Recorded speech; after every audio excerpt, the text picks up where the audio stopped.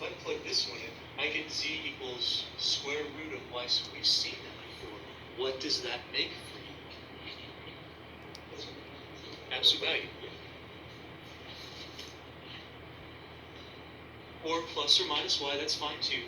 But the idea is that we get this.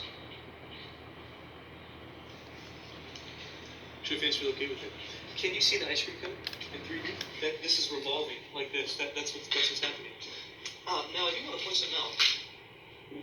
Some people get really, really jacked up on Mountain Dew about this thing and go, I can't define that in terms of that's horrible. You're right, it's horrible in terms of rho.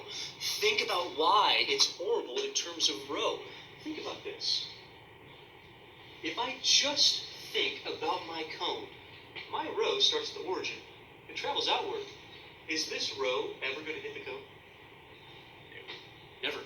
It can't. Because those are straight lines. No matter how wide or narrow that cone gets, the rho is going to travel right along it. It is a value of rho.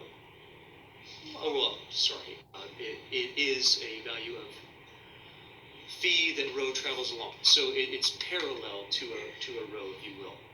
That's why you can't define all these things. So here's the magic. When you draw your images, you set x equals 0, you get a circle radius of 2. Yes, you set x equals 0, you get absolute value of y. Yes, your region is this thing that we're talking about. That thing. Remember back to your polar regions, how you went through this with your r, right? You didn't go to this diagonal line because you couldn't, because your r would travel right along it.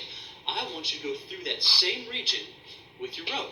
It's the same concept. So from right here, let's take our rho. Rho goes from the origin out to a function of rho. It's going to go from, what's the small value of rho? 0. So it's going to go from 0 to, it's going to hit this thing. Now, here's the key for you. Listen with this technique. Here's the key. You only need to redefine the function that the rho actually hits.